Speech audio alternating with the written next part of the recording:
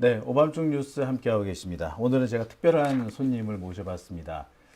원래는 역사학자로 알려져 있고요. 또 방송에서도 꽤 유명한 역사학자셨습니다. 아니, 어떻게 보면은 역사 강사라고 해야 될까요? 그 역사와 엔터테인을 결합하신 분이라고도 볼 수 있을 것 같습니다. 유명한 역사학자에서 국회의원으로 변신하신 분입니다. 자, 민주당 김준영 의원님 모셔봤습니다. 안녕하십니까? 예, 반갑습니다. 네, 김준혁입니다. 오랜만 제가 아마 처음 모시는 것 같아요. 예, 뭐 우리 장 기자님하고요 원래 가까운 사이긴 네. 합니다만은 제가 이 스튜디오에 와서 이렇게 인터뷰하는 거는 처음인 것 같아요. 네. 자, 뭐 그동안에 많은 활동을 보여주셨습니다. 특히 이제 의정 활동 이제 1년 정도 되신 거잖아요. 1년 한 6개월 된 그렇죠? 거죠, 이제. 네. 예. 그러면서 참 많은 일들을 겪었습니다. 예. 글쎄, 우리 세대에 또 한 번 계엄령이 있을 거라고 꿈에도 생각 못 했었는데 계엄령도 있었고요. 그렇죠. 제가 그 12.12 군사 쿠데타 네. 소위 말해서 1979년에 12.12 군사 쿠데타로 인한 계엄 또 1980년에 5.17 계엄 이때는 제가 초등학교 다니고 네. 또 중학교 다닐 때였거든요. 네. 그러니까 굉장히 오래전 아니겠습니까? 그때 그 계엄을 경험해보고 이번에 이제 12월 3일이 머지않아 이제 1년 되는 날인데 그날 계엄을 맞이하고 또 그 계엄을 이제 극복하는 과정들을 22대 국회의원으로서 경험을 했는데 경험하지 않았어야 될 일을 경험한 특별한 그 인생이 아니었나 생각을 합니다. 이제서야 제가 고백을 드립니다만 저는 그때 나 이러다 죽는구나라는 생각이 들었거든요. 윤석열이 계엄을 성공시켜 가지고 만약에 그 무소불위의 절대 권력을 가졌다면 나는 살아남기 어렵게 컸을 거라 아니 생각이 우리 장 들거든요. 기자님은 특히나 이제 과거 아주경제 법조팀장 할 때부터 시작해서 윤석열 그 검찰 세력들의 잘못된 무도한 행태들을 적나라하게 고발한 분 아닙니까? 네. 그러니까 특히나 이제 검찰 쪽에서는 자기네들한테 입맛에 맞는 언론들이 대부분이었는데 아주 자기네들의 잘못을 냉정하게 짚어냈던 인물이었기 때문에 더더욱이 저 백령도 저쪽으로 끌고 가서 아마 뭐 당연히 예. 꽃게 밥으로 만들었을 가능성이 높죠. 예, 근데 윤석열이라는 사람 가만히 살펴보면 좀 가깝다가 멀어진 사람한테 더 가혹한 것 같더라고요. 한때 이제 제가 개인적으로 좀 가까웠던 사람이었기 때문에, 그 사람한테서 이렇게 당하니까, 야, 참 아찔하더라고요. 아니, 한동훈 죽이라고 하는 거 아닙니까? 제일 가까웠던 자기 최측근을 반드시 죽여야 된다, 사살시켜야 된다, 예. 이렇게 이야기를 했다라고 하는 거는 지금 이야기했던 대로 그 어려서부터 잘못 자라서 그런 거예요. 그래서 뭔가 시기심이 많고 또 애정결핍증, 애정결핍증입니다. 그러니까 아버지한테 대학 4학년 때까지 호수로 맞았다는 거 아닙니까? 그러니까 그 애정결핍증이 그런 잘못된 성장에서 잘못된 행태로 나타나게 되는 거죠. 역사를 대하는 이런 관점을 보면 국힘당 쪽 사람들은 참 함부로 대한다라는 생각이 들어요. 과거로부터 어떤 교훈을 얻는다고 해야 될까요? 과거로부터 어떤 뭐 타산지석을 삼는다고 할까요? 이런 것들이 전혀 없는 것 같아요. 그런 것까진 바라지도 않아요. 저는 먼저 상식적인 인간이 되기를 희망을 합니다. 기본적으로 이 사람들은 상식이라는 게 없어요.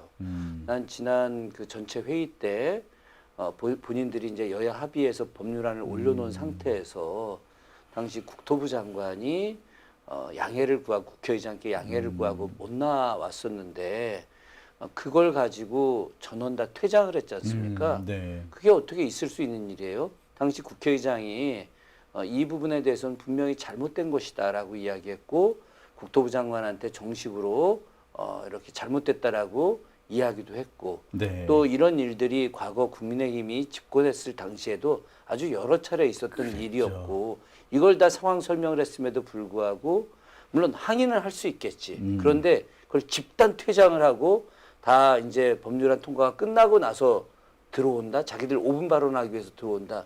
이거는 비상식적인 걸 떠나가지고 직무유기입니다. 네. 이런 사람들이 어떻게 어떤 역사의 거대한 흐름을 이해하고 또 역사에서 교훈을 얻을 수 있겠습니까? 제가 봐서는 국회의원에서는 안 되는 사람들이고 국민의힘 의원들 중에 개인적으로 가까운 사람들도 있어요. 네. 그 안이라고 뭐 다 괴물만 있는 건 아니니까. 그럼에도 불구하고 저는 빨리 정당 해산을 시켜야 된다고 생각을 합니다.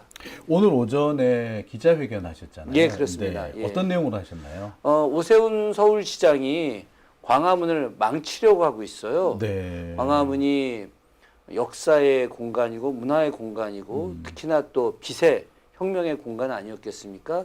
그 공간을 국가 상징 공간이라고 자기가 멋대로 이름을 짓고 거기에 유엔군을 비롯했던 유엔군 참전국은 16개 국가지만 나머지 이제 의료 포함해서 22개 국가가 이제 도움을 주었는데 그 22개 국가와 대한민국까지 포함해서 23개 국가의 상징 공간을 만들겠다. 감사의 정원이라고 하는 이름으로 만들겠다고 했는데 내용이 좀 황당합니다. 예. 뭐 일부 언론에 나왔겠지만 그 22개 나라에서 그 나라 돌을 그것도 돌도 검은색 돌을 받아서 그 돌로다가 6.25m짜리 총 모양, 밭으로 총할 때 그 총의 모양으로다가 조형물을 만들어서 그 공간을 이렇게 세종대왕 동상이 있으면 그 옆으로 이렇게 쭉 돌아서 만들겠다라고 하는 거죠. 그것에 대해서 제가 멈춰라. 말도 안 되는 일이다라고 기자회견을 한 겁니다. 참 유엔군 좋아하는데 그렇다고 해서 본인들이 이렇게 실제 아니 그런 것 말고 정말 참전하신 분들한테 아직 생존하신 분이 계시다 그러더라고요. 그런 분들한테 도움이 될 수 있는 그런 일을 좀 했으면은 차라리 더 좋을 것 같은데 꼭 이렇게 광화문이라는 곳은 사실 시민의 공간이 아니었습니까? 그렇죠. 그런데 이 시민의 공간을 국가 공간으로 만든다. 느낌부터가 좀 이상해요. 일단 뭐 기본적으로 권위주의적 발상이고 그 본질 안에는 이념 논쟁을 통해서 색깔론을 이제 강조하자는 거죠. 그러니까 유엔군 뭐 우리가 언제 유엔에 대해서 감사하지 않다고 이야기한 적이 그렇죠. 있습니까? 네. 그리고 용산에 전쟁기념관이 있잖아요. 네. 전쟁기념관이 있어서 당시 한국전쟁을 기억하고 그리고 그때 참전했던 많은 그 우리 군인들 포함해서 유엔군들에 대해서 감사의 인사도 하고 또 부산에 바로 당시 묘지가 있잖아요. 예 그리고 부산에도 당시 유엔군 참전과 관련된 여러 공간들이 다 기념관들이 존재합니다. 그렇죠. 그렇게 치자면은 우리가 감사의 정원을 굳이 만든다고 할 때 그것을 광화문 공간이 아닌 다른 공간에 해도 되는데 굳이 이 광화문 공간을 선택해서 뭔가 논쟁거리를 만들고 이것들이 충돌하게 해서 바로 이제 우파도 아니고 극우 세력들을 결집시켜서 내년 지방선거에서 서울시장을 연임하겠다라고 하는 그 정말 삿뜻한 속셈밖에 없는 겁니다, 이게. 그러니까 임기가 얼마 남지 않은 상태에서 근데 조금 있으면 이제 선거를 해야 되는데 예. 그런데 이런 일을 벌린다는 것 자체가 선거와 연관성을 의심 안 할 수가 없잖아요. 당연하죠. 여기에는 여러 가지 문제가 있습니다. 기본적으로 그 국가 상징 공간과 감사의 정원을 만드는데 총 들어가는 돈이 무려 730억이에요. 어휴. 엄청나죠. 네. 이거는 하나의 공간에 같이 만들어지는 겁니다. 근데 이것을 마치 따로 만드는 것처럼 분리를 해서 행안부에서 하는 중앙투자심사를 이렇게 비껴가게 만든 거예요. 쪼개기. 예, 소위 말하는. 쪼개기를 했고 여기에 더해서 저희가 이제 서울시를 통해서 우리가 이제 계속해서 진실을 밝히기 위해서 당시에 사용했던 공문들, 외국으로 보냈던 내용들 다 확인을 다 했습니다. 말도 안 되는 내용들이 나오는 거예요. 어떤 내용들이 나오느냐? 기본적으로 그 22개 나라의 한국에 있는 대사관에다가 공문을 보냈습니다. 네. 나라 정부에다가 돌을 보내게 해달라. 그런데 이 대사관에서 받았는데 서울시가 보낸 거잖아요. 네. 우리 외교부가 보낸 것도 아니잖아요. 네, 그죠? 그렇죠. 네. 그러니까 기본적으로 무시할 수밖에 없는 거죠. 그래서 돌을 보내겠다라고 해서 돌을 보낸 나라는 한 나라에 불과하고 아이고야. 나머지 21개 나라는 뭐 보내겠다라고 하는 나라 있지만 여태까지 보내온 적도 없고 해보겠다라고 하는 거예요. 그런데 이걸 내년 4월에 공사를 완료해서 개관식을 하겠다는 건데 실제로 외국에서 온 돌이 없어. 그럼 예. 뭘로 하겠다는 거예요? 그래서 뭘로 할 건지 우리가 확인을 했죠. 그랬더니 먼저 한국에 있는 돌로 먼저 만들고 에이, 진짜. 먼저 만들고 그리고 나서 외국에서 돌이 오면 그때 교체하겠다라고 하는 거예요. 뭐 짝퉁인 거예요, 그러니까? 그러니까 아이고. 일종 사기지. 사기네요. 사기지. 그러니까 기본적으로 말도 안 되는 내용들이고 이런 사기적 행각을 정말 서울특별시장이 주도해서 하는 거 아니겠습니까? 그런데 이걸 하기 전에 어떤 일이 있었는지 기억하시는지 모르겠지만 100m 높이에 예. 국기계양대 만들겠다고 한 거 아니에요. 네. 그런데 국기계양대라는 게 이게 하나만 쓰는 게 아니잖아요. 그렇죠. 그 100m짜리를 만들려면 옆에 엄청난 지지대를 만들어야 그럼요. 되는데 거대한 빌딩이 들어서는 거나 마찬가지입니다. 그럼요.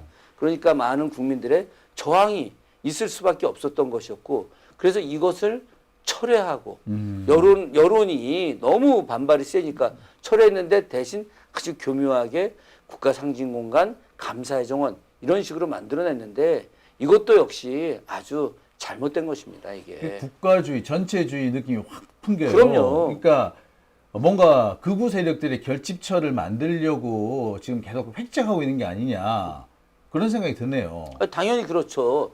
일단 기본적으로 우리는 이제 그 평화의 상징 공간, 아니 이 광화문이라는 게 빛의 공간 아니겠습니까? 사실은 전 굉장히 놀랐는데 그 실제 1392년에 이제 조선이 건국됐지만 네.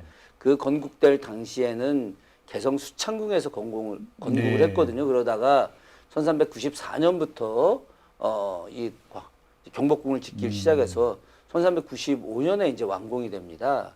그때 광화문이라고 하는 이름을 붙였는데 네. 광화 빛으로 이루어진다는 거예요.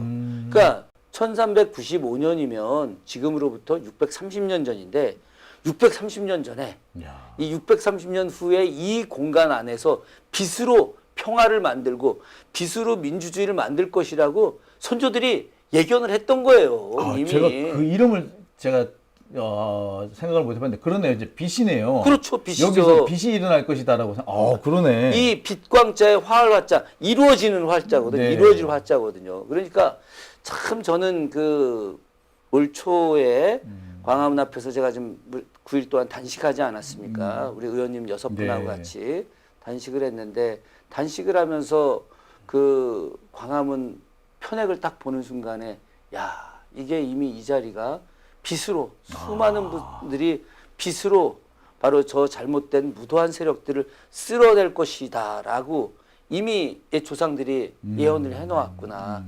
그런 공간을 색깔론으로 이념적으로 그래서 유엔군이라고 하는 좋은 명분을 들이대지만 실제로 거기에 총뿌리를 세워놓는 거잖아요. 그죠? 예. 우리는 이미 평화의 시대로 나가야 되는데 총뿌리를 세우면서 그 총을 통해서 우리에게 엄청난 압력. 저는 박정희 독재 정권이 생각이 나고 전두환 노태우 독재 정권이 생각이 나는 군사 거예요. 쿠데타 딱 생각이 그럼요. 나네요. 아, 이 오세훈이 정말 그 종묘 앞에서 엄청난 잘못을 획책을 하더니 한강버스를 통해서 말도 안 되는 일들을 하더니 네. 여기서 다시 냉전 체제를 만들고 권위적인 모습 이걸 통해서 자신이 집권하면 그 이후에 오세훈의 모습은 어떨까? 아찔하네요. 아찔하죠 지금. 전 종묘 얘기가 나왔으니 말인데 종묘 앞에다가 초고층 빌딩을 짓는다는 얘기를 듣고 깜짝 놀랐거든요. 글쎄 그 발상 자체에서는 이해가 안 가요. 아니 발상이 이해가 안 가는 정도가 아니죠. 실제로 종묘는 우리나라에서 최초로 세계 문화유산으로 지정된 데입니다. 1995년에 지정됐거든요. 네. 그러니까 지금으로부터 30년 전에 유네스코가 세계유산으로 지정을 한 거예요. 그 지정하면서 종묘 재래악이 세계 무형유산으로 등재가 되고 그 과정에서 종묘의 어떤 신성함 네. 또 우리가 늘 이야기하지만 종묘 사직을 지키자라고 하지 않습니까? 그래서 왼쪽에 종묘가 있고 오른쪽에 사직이 있단 말이죠. 그 종묘와 사직은 굉장히 중요한 정신적 신성성이에요. 이 앞에다가 140m 되는 초고층 빌딩을 지어서 이 경관을 완전히 가로막는다. 이건 무지한 수준이죠. 근데 실제 그렇게 됐을 때 유네스코가 세계유산을 해제할 수 있습니다. 그렇죠. 이미 해제된 사례가 있어요. 그렇죠. 그 독일의 엘버 계곡이라고 거기에 이제 드레스덴에 있는 계곡이었는데 세계 문화유산으로 지정했다가 그 계곡 위로다가 이 저 고가 도로를 냈어요. 그래서 이제 그 연결하는 고가 어쨌든 다리를 냈는데 그것이 엘베 계곡의 경관을 훼손한다고 해제를 시켜버렸습니다. 네. 아니, 그렇죠. 사실 처음에 제가 듣기로도 종묘를 세계문화유산으로 지정을 할 때 그 건물만 지정한 게 아니라 그 주변 경관까지 함께 특히 종묘가 보니까 서울 시내 몇 안 되는 도시 한가운데 녹지 공간 아니겠습니까? 완전히 대단한 숲이죠. 네. 거기서 보니까 종묘에서 저 창덕궁으로 이어지고 그 뒤에 이제 그 뒤에 산읍까지 북악산까지 쭉 이어지는 그 하면 녹색 벨트 같은 곳인데 그것을 다 인정을 해서 결국에는 이제 종묘를 문화유산으로 인정한 거지 않습니까? 그렇죠.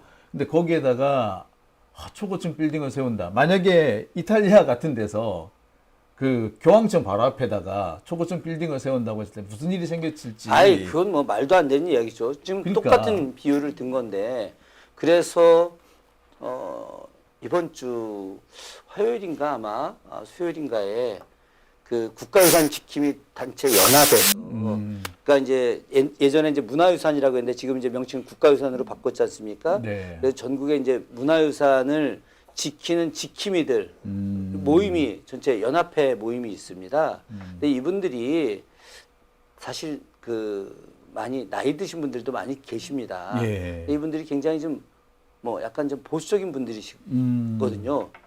그런데 이분들이 나서서 종묘 앞에 와서 기자회견을 했습니다. 오세훈 서울시장의 잘못된 행정 철회하라 라고 하는 것이죠. 저는 오세훈 서울시장이 자신의 어떤 지지 기반들을 역으로 잃는 일을 하고 있다. 실제로 문화적으로 깨어있는 사람들 입장에서 보자면은 종묘 앞에다가 140m 건물을 허가해주고 그리고 광화문 앞에 말도 안 되는 그 이런 세종대왕과 이순신 장군 그리고 광화문으로 이어지는 역사문화 공간 특히나 서울시가 2013년도부터 그 앞에 있는 6조 거리 네. 그러니까 의정부는 당연히 있는 것이고 이호예병 현공 6조와 또 비변사 기로소 등 당시 조선시대 행정 중심의 건물들을 거기에 쭉 있었던 걸 복원하려고 하는 계획을 세우고 있거든요. 그리고 실제로다가 그 앞에 지금 이제 발굴했을 때 나왔던 유구들을 네. 보존하기 위해서 그걸 공원으로 지금 만들고 네. 있지 않습니까? 이렇게 역사 문화를 복원하는 이 공간 안에 정말 잘못된 그런 공간들을 만들어낸다. 이것을 대한민국 어떤 국민들이 납득을 하겠습니까? 네. 그러니까 오세훈 서울시장은 지금이라도 시민들의 지지와 호응을 받기 위해서는 이 잘못된 행정 지금이라도 포기해야 됩니다. 기억하시는지 모르겠습니다만 옛날에 이제 낙선제 창덕궁의 한쪽 공간이 예. 낙선제 여기에 이제 고가도로가 그 위를 옆을 지나갔잖아요. 그렇죠. 그래서 지나가면서 그 고가도로에서 낙선제를 착 내려보는데 참 마음이 씁쓸했거든요. 근데 그거 없어지고 또 이 창덕궁하고 종묘랑 이어지는 녹지 공간 연결이 되고 연결을 시켰죠. 예. 그러면서 야 결국 이게 제대로 돌아가는구나라고 생각했었는데 이거 완전 역사의 퇴보가 아닌가 싶어요. 자, 이제 이걸 잘 보셔야 됩니다. 그 종묘하고 창덕궁은 이렇게 하나의 능선으로 이어져 있었어요. 그렇습니다. 예. 근데 그걸 없애버린 게 누굽니까? 일제가 없었죠. 일제죠. 그 전기를 없애기 위해서 거기에 도로를 해서 네. 그걸 끊어버렸습니다. 경복궁 공간도 마찬가지예요. 경복궁도 1910년에 나라 뺐고 1915년에 조선물산 공진회라고 해서 일종의 요즘으로 치면 엑스포 같은 거죠. 예. 그걸 하기 위해서 경복궁 안에 수많은 정각들을 철거시켰습니다. 철거시키고 그 안에 여러 가지 뭐 공간을 만들고 뭐 잘못된 그 건물들을 새로 짓기도 하고 막 이런 일들이 네. 벌어졌고 거기에 조선 총독부까지 만들어 버렸지 않습니까? 네. 그리고 그 앞에 있는 공간들을 다 철거해 버렸단 말이에요. 네. 일제강점기 시절에 바로 경복궁과 그 육조거리를 훼손하면서 민족정기를 없애버렸어요. 거기에 박정희 정권 시절에 그 공간에 정부종합청사를 팍 높이 세우면서 경관 자체를 다 없앴지 그렇죠. 않습니까? 실제로 이 군사 독재 시절에 역사, 문화, 경관, 조화, 율령 이런 것들에 대해서 일체 생각하지 않는 겁니다. 그러니까 오세훈의 지금의 이런 행정들은 과거 박정희 전두환 시절에 군사 독재의 잘못된 생각들을 그대로 답습하는 거예요, 지금 이게. 네. 그러니까 역사에서 교훈을 얻지 못한다는 게 딱 이런 경우가 아닌가 생각이 그럼요. 들어요. 그러니까 지금 이게 외국에서 볼 때 얼마나 우습겠습니까? 외국 정부가 그러니까 국가상징 공간을 만든다고 탁 서울시가 각국 대사관에 보냈을 때 그 대사관에서 공문을 당시 정부로 보냈는지도 확인이 안 되지만 정말 이 외국에서 아니 정부가 주도하지 않고 일개 광역자치단체가 주도해서 우리 보고 뭘 보내라 이런 것도 웃기기도 하고 거기에 더 황당한 얘기 제가 해드리자면은 너네가 돈을 보내지 못할 것 같으면은 우리가 돈을 주고 살 테니까 어디 석재 거기를 알려줘라 이렇게 공문을 보냈어요. 그래서 그 석재를 사기 한 데가 일신석재입니다. 일신석재 어느 이름 들어봤는데요? 통일교에서 만든 회사 아닙니까? 야, 또 그렇게 이어지네요. 이렇게 야. 연결되는 거예요, 이게. 예.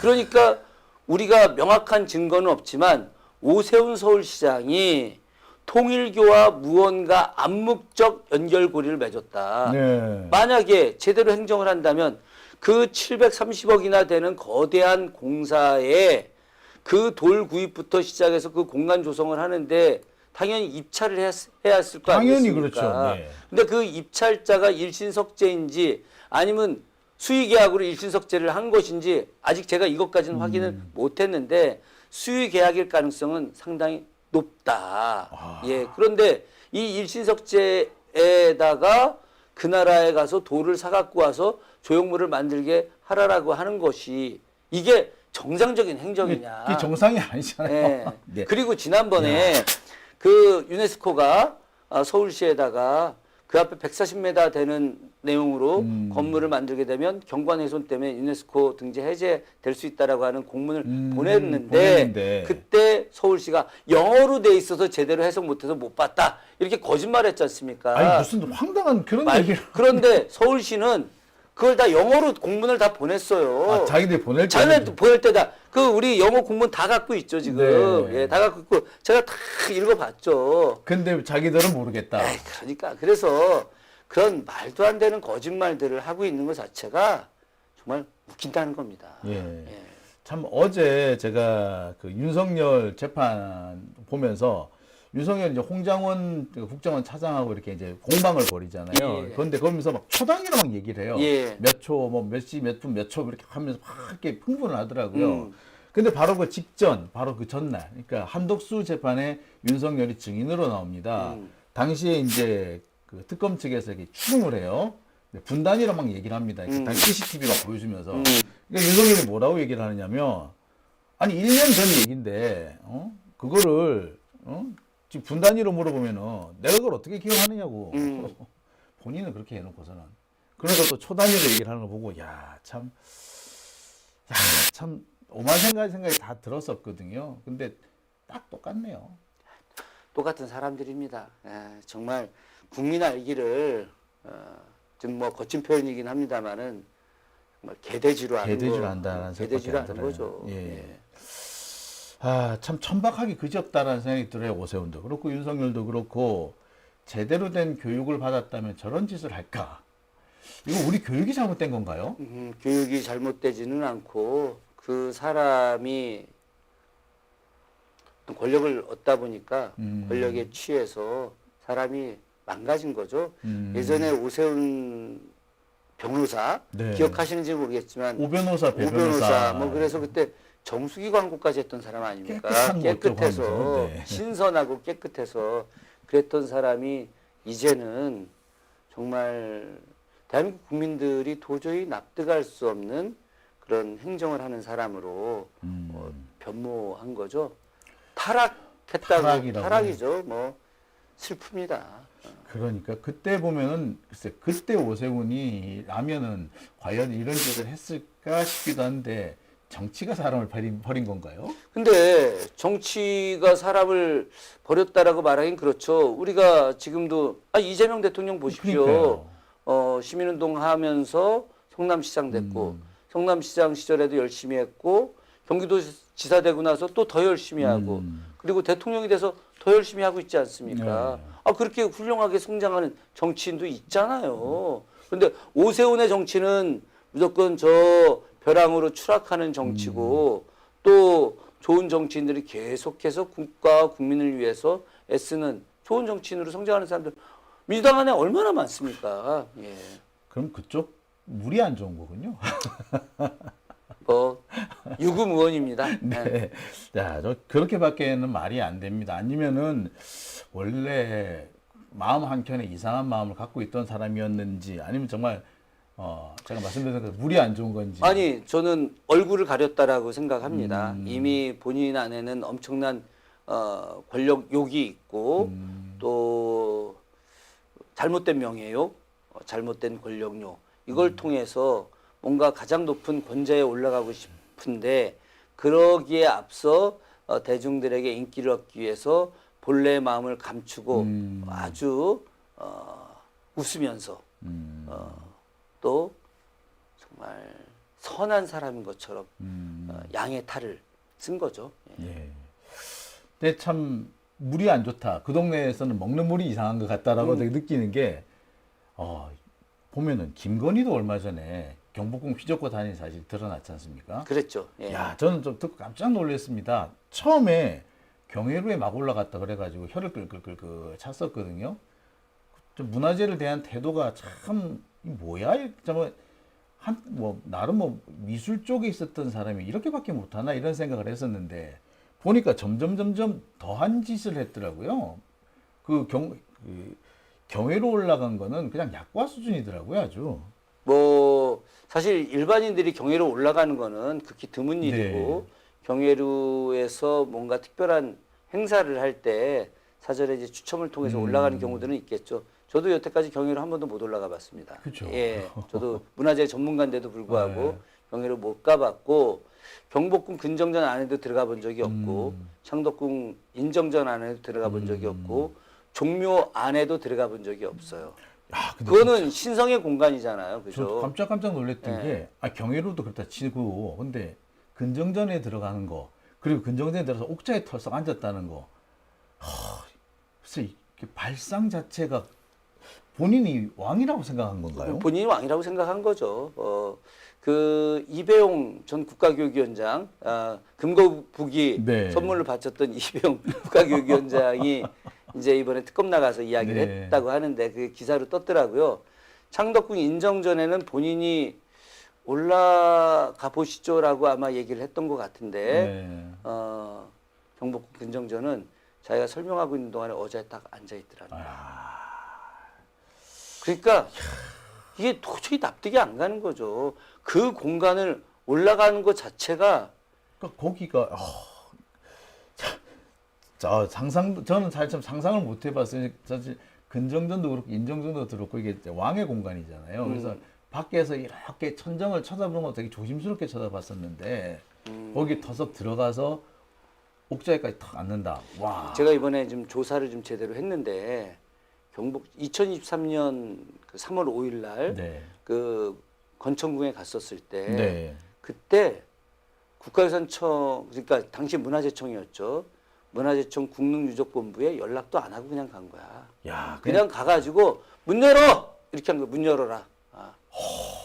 그래가지고 국능유적본부가 깜짝 놀래가지고 그래서 이제 건천궁으로 들어갈 수는 있어. 일반인들도 들어갈 수는 있는데 전각 안으로 문을 열고 들어가는 건 불가능한 겁니다. 네. 그냥 바깥에서 이렇게 보는 거예요. 네. 우리도 그렇게 다 보고 그렇게 보는 일반인들도 거죠. 보고 경복궁 근정전도 그 마당에서 근정전 올라가서 볼 수는 있죠. 그렇지만 안으로 못 들어가잖아요. 들어가죠. 네.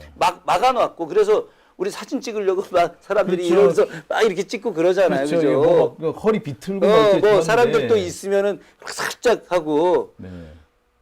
건천궁도 그렇게 사람들이 이렇게 마당까지는 들어갈 수가 있는데 간 들어갈 수 없거든요. 이걸 그냥 열으라고 한 거야, 열으라고. 응?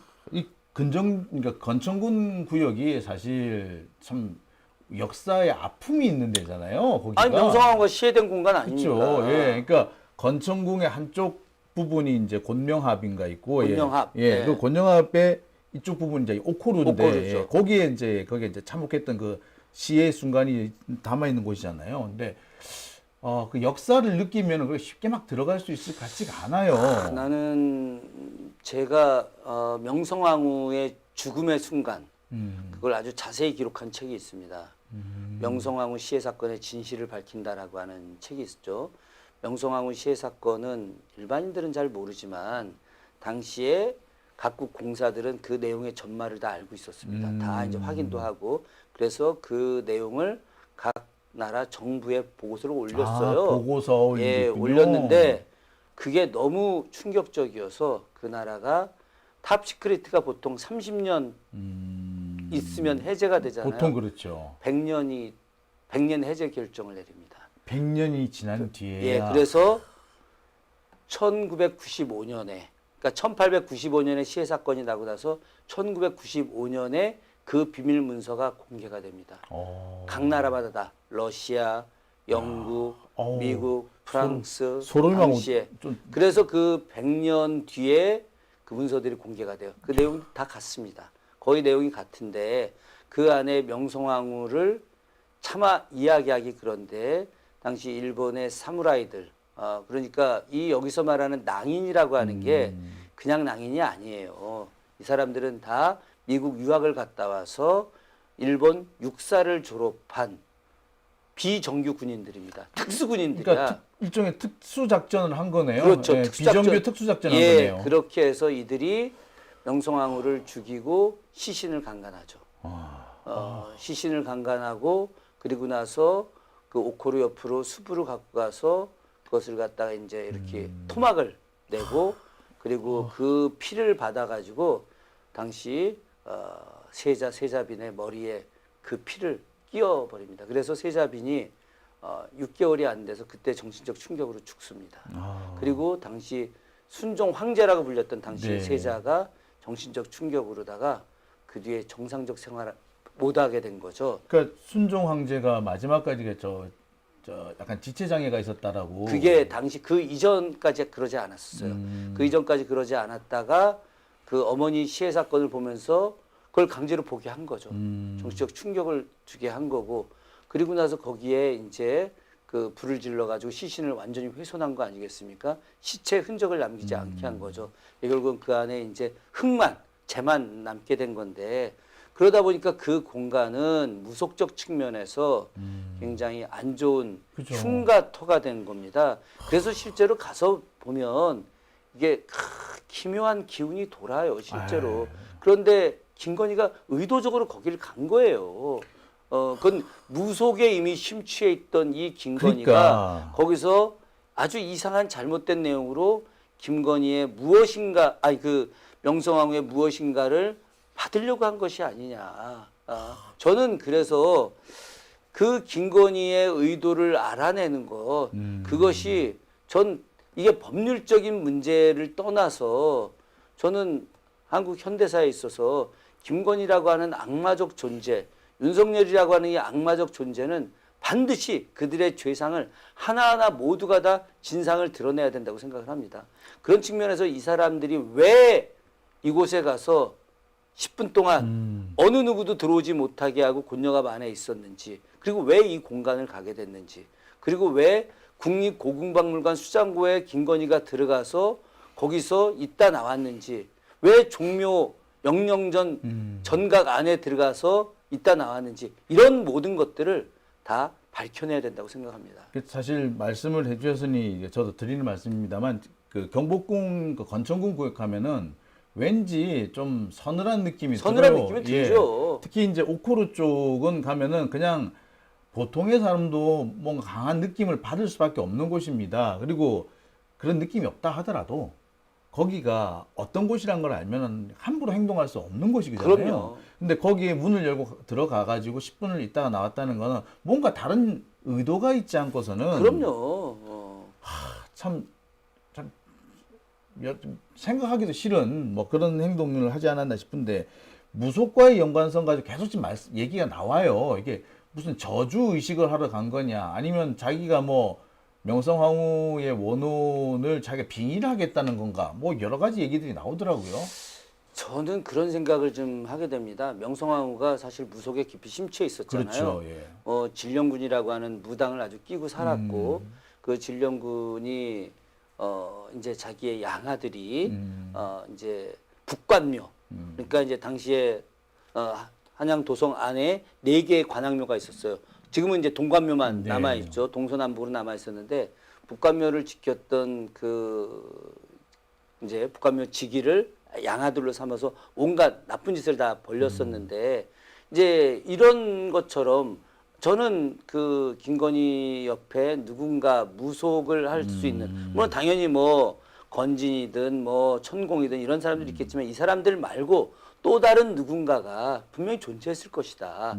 그래서 그 공간에 갔다 오고 무언가 부적을 넣거나 이상한 행동을 했을 때 김건희 윤석열한테 기운이 들어올 거다. 아마 이런 이야기를 했을 가능성은 전 존재할 거라고 생각을 하는 거예요. 이게. 사실 종묘 영령전에 들어갔다는 것도 제가 깜짝 놀랐거든요. 아니, 난- 거기를 어떻게 들어갈 생각을 하죠? 그러니까 특히 왜 저기 그 신실이라 그러잖아요. 이게 다 이렇게 칸이 있는데 글쎄 거기는 재관들 그게 아니면은 임금 이런 사람들만 들어가는 데인데 거기 쑥 들어갈 생각을 했는지 아니 그게 그 신실 안에 들어가는 사람들은 재관 중에서 일부만 들어가는 거예요.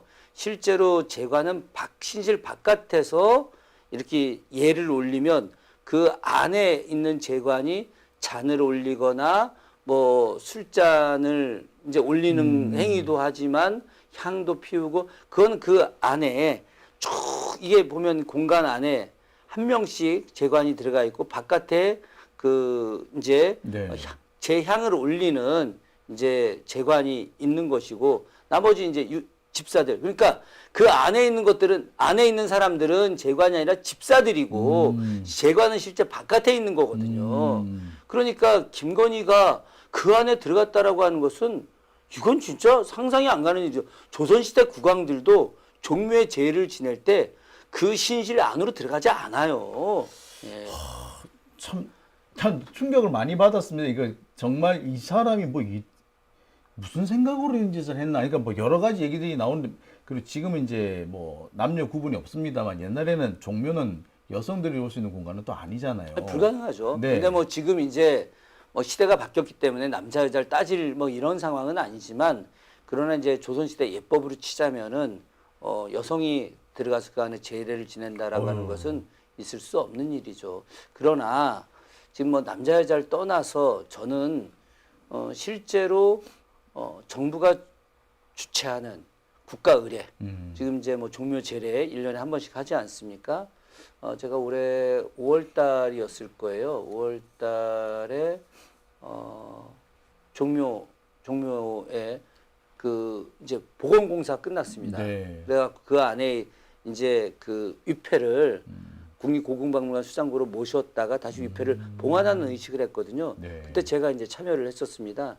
국회의원으로는 이제 저하고 조국혁신당의 이제 김재원 의원하고 이제 둘이 참여를 했었는데 그때 그 신성함이라고 하는 것은 이루 말할 수 없고 각국에 있는 외국 대사들도 굉장히 많이 참여를 해서 그 장엄함, 신성함을 다 봤거든요.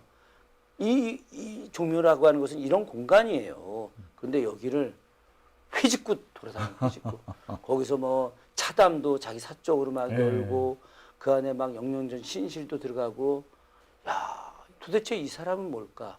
도대체 그 역대 국왕들이 가장 존중하고 우리 500년 조선 역사에서 백성들 모두가 존엄하게 여겼던 이 공간을 자신의 사적 공간처럼 휘잡고 돌아다닌 이 여인은 도대체 누구인가?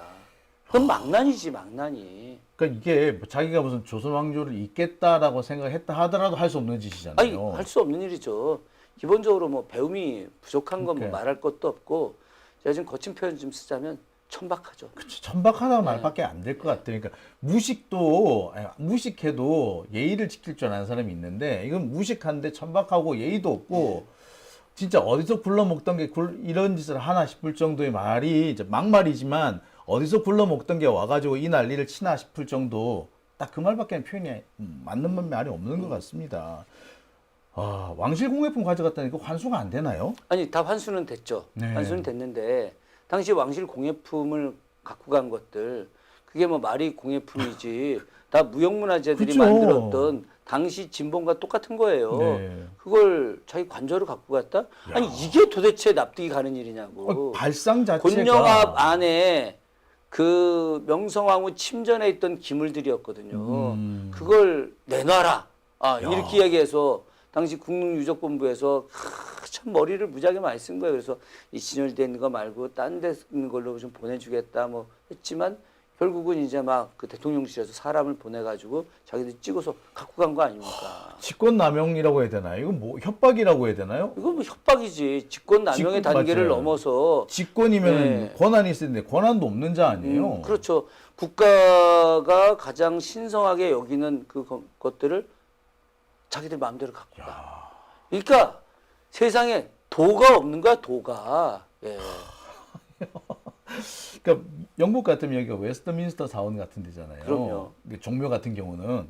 근데 웨스트민스터 사원에 이제 그 역대 국왕의 묘도 있고 한데 그 국왕의 묘에 막 올라 들어간 거나 다름없는 만약에 그랬다면 영국이 가만히 있었을까 싶을 정도.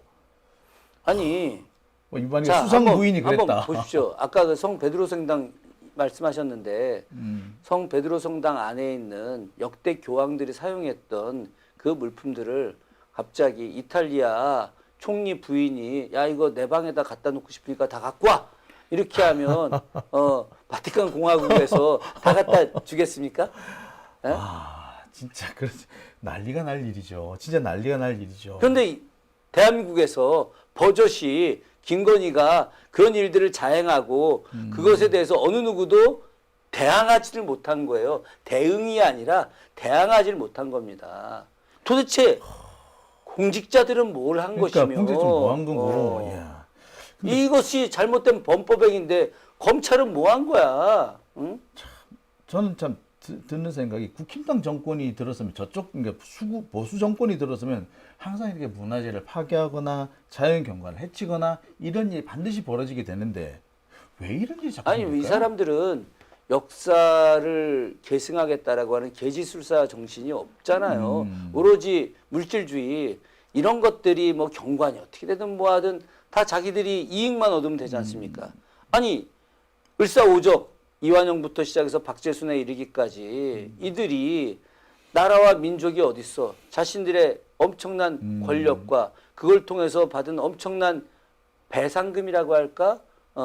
그러니까 당시 이완용이 조선총독부로부터 천문학적인 돈을 받지 네. 않습니까? 그러니까 그 자손들이 지금까지 떵떵거리고 살고 있고 그들이 빼앗겼던 일부 재산들을 당시 보수 세력이 권력 잡았을 때 판사들이 다 허용해 주는 거 아니겠습니까? 그렇죠. 환수까지. 그럼요. 예. 예, 이거는 있을 수 없는 일들인데 바로 이 수구 세력들이 권력을 잡았을 때 국가, 민족, 세계, 평화, 인류의 이런 것들은 없어요. 오로지 나의 이익만 얻으면 된다. 참 충격적인 게 보통 보수라고 하면은 오히려 이런 것들 전통이라는 것들을 더 이렇게 존중하고 이으려고 하는 그런 사람들 아닌가요? 그리고 왠지 모르게 조금 더 좀 품격을 지키려고 하는 그런 모습이 보여야 정상인 것 같은데 글쎄요 요즘 이게 이래서 보수 정권이 맞나? 자기들은 보수라고 얘기하지만 천박하기 그지없어요. 그러니까 기본적으로 이제 우리가 그 예전에 척사 그러니까 사악한 것을 막는다라고 이야기했던 분들이 위정척사 운동을 했던 분들이 우리의 개념으로 치면 보수입니다. 그렇죠. 이 사람들이. 근데 이 위정척사를 했던 사람들의 가장 큰 특징은 뭐냐? 바로 외세로부터 나라를 지키는 거예요. 목숨을 걸고 지키는 겁니다. 그러니까 을미을병 1895년에 일으켰던 의병들 다 이 보수들 13도 창의군 다 보수들 네. 다 이 보수들이거든요. 이 사람들이 전투력은 약했지만 그러나 그 정신은 굉장히 대단한 겁니다. 화서 이양로 또 그 우리 저 대마도에 돌아가셨던 최익현 선생, 네. 면함 최익현 이런 분들 보수의 상징인데 면함 선생 일본이 주는 밥 먹지 않겠다고 국기 끊고 자결하신 분 그렇죠. 아닙니까? 네. 최소한 이 정도는 못 된다 하더라도 그러나 일본에게 나라를 팔아먹으려고 하고 하는 그런 일들은 하지 말아야 될 거 아니겠습니까? 그렇습니다. 예. 보수들이 대한민국 대법원이 판결했던 일본 기업의 배상을 대의변제해라. 이렇게 하고 지금 일본의 어떤 그 잘못된 발언들 특히나 우리 군 위안부를 끌려갔던 수많은 여성들 피해자들. 이 피해자들에 대해서 폄훼하고 소녀상 세우는 것을 막고 우리가 일본에 대해서 항의하려고 하는 것을 갖다가 막고 조롱하고 지금도 마찬가지로 춘천여고에 있는 그 소녀상을 소녀상. 훼손하겠다고 지금 막 어우. 난리를 치고 있지 않습니까? 정말. 이런 사람들을 맡기는커녕 뒤에서 배후 조종하게 하는 세력들 이런 세력들이 대한민국의 지금 보수라는 이름으로다가 활동하고 있잖아요. 이들은 보수가 아니라 극우 세력들이지. 극우 매판 세력들. 당연히 세력이죠, 매판 세력. 세력 당연히 없애버려야 되는 세력들입니다. 당연히. 그러니까 매국노 말 그대로 매국노죠. 뭐 참 매국노가 그 보수를 참칭하고 있다라는 말이 딱 맞는 것 같습니다. 참 이 문화재 얘기를 제가 오늘 의원님하고 하려고 했었는데 하다 보니까 또 역사 얘기로 넘어갈 수밖에 없었던 것 같네요. 이런 기회가 더 많았으면 좋겠는데요. 또 오늘도 말씀하다 보니까 시간이 많이 갔습니다. 예. 다음번에 더 좋은 기회 좀 모셨으면 좋겠습니다. 예, 하여튼 저 다음에 우리 장윤진 기자님하고 저하고 또 인간적으로 우리가 교감을 나누는 특별한 형제 같은 사이인데 제가 하여튼 일정이 맞으면은 이 구리가 멀지 않게 느끼게 예. 와서 또 같이 좋은 내용으로 인터뷰하도록 하겠습니다. 네. 오늘 너무 감사합니다. 지금 시간이 금방 지나가 버렸어요. 아, 그래요? 네. 지금 좀 생각 같아서는 그냥 여유 있게 1시간 정도 쭉 해버릴까 생각도 드는데, 네. 또 의원님도 시간도 있으시니까 오늘 여기서 마무리 짓도록 하겠습니다. 오늘 정말 나와주셔서 감사합니다. 제가 우리 장용진 TV 시청자 여러분들께 인사 좀 다시 한번 드리겠습니다. 우리 장용진 기자님은 정말 정의로운 분입니다. 어려운 시기에 윤석열 정권과 맞서 싸운 그런 참다운 언론인이죠. 또 제가 앞에 이렇게 이야기하기가 좀 그렇긴 합니다만 사실 제 대학 후배입니다. 예, 그래서 우리 중앙대 후배이기도 해서 제가 늘 애틋한 마음을 좀 갖고 있습니다. 우리 시청자 여러분들 장윤진 TV 더 활성화될 수 있게 많은 지원해 주시기 바라겠고요. 저도 그 옆에서 열심히 함께 하도록 하겠습니다. 예, 고맙습니다. 네, 오늘 감사합니다. 예. 고맙습니다.